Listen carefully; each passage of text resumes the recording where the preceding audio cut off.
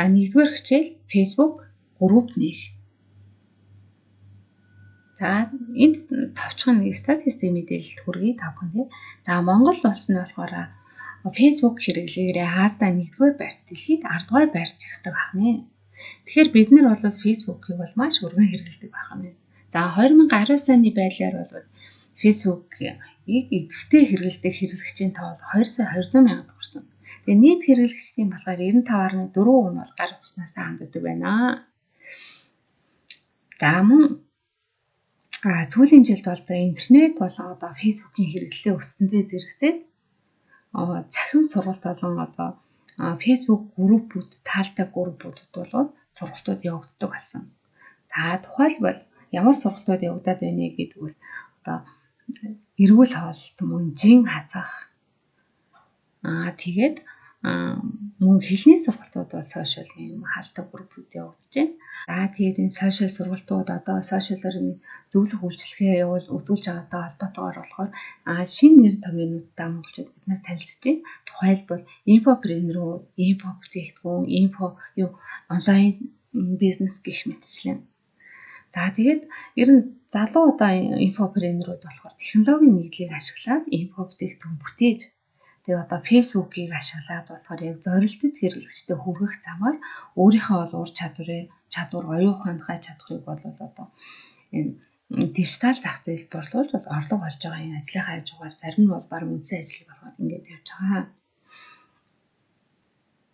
За тэгэхээр технологийн нэгдэл гэж юу юм бэ гэдгийг энэ нэг товчхон тайлбарлая. Тэгэхээр технологийн нэгдэлд хүрэмж гэхээр ерөөсөө бид нэр гар утсан уу смарт телевиз юм аа хэлж байгаа юм шүү. Тэгэхээр гар утсаараа бид нар бол юу бичлэг хийгээ хичээл бэлдэх бүрэн боломжтой болсон юм шүү дээ.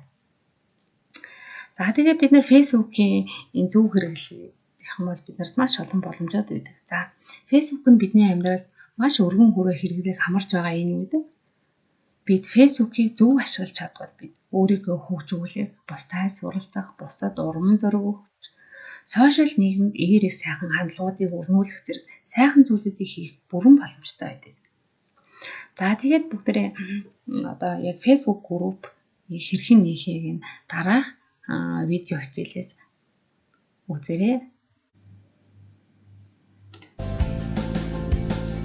Профайл зургийнхаа ард талаа энэ create гэсэн линкийн дээр дарангуй энэ групп ийм төсөөд гарч ирнэ тийм. Эндээс групп гэсэн зүйлийг сонгоно. За тэгэхээр энэ create new group гэдэг групп үүсгэх юм шиг сонгох нэгдэж байна тийм. За нэр группийнхаа нэрийг өгнө.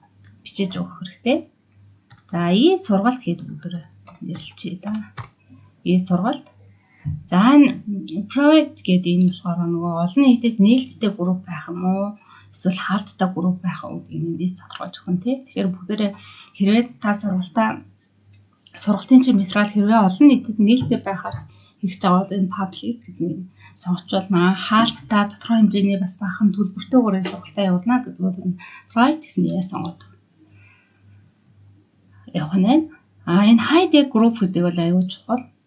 Хэрвээ та hide-ийн гэд хийж юм бол Facebook-оор таны группийг e-сургалт гэсэн түлхүүрүүгээр ингээд хайл хийлээ таны группийг хай гэдэг. Тэгэхэд бол энэ нөгөө хайж байгаа гишүүнд бол энэ групп чи харагдахгүй гэсэн үг. Зөвхөн гишүүд л харагддаг байгаа.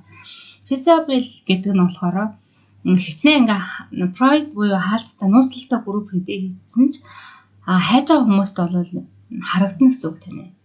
За хайж олоо тэгээд өөрөө хүсэлт явуулах боломжтой л гэсэн үг л дээ. Тэгэхээр Facebook-ийг сонгоод create гэсэн товчийг тарина. За ингээд бид нэр групп маань үүсчлээ. За тэгээд групп маань болохоор бүгдээ core зураг хийх хэрэгтэй.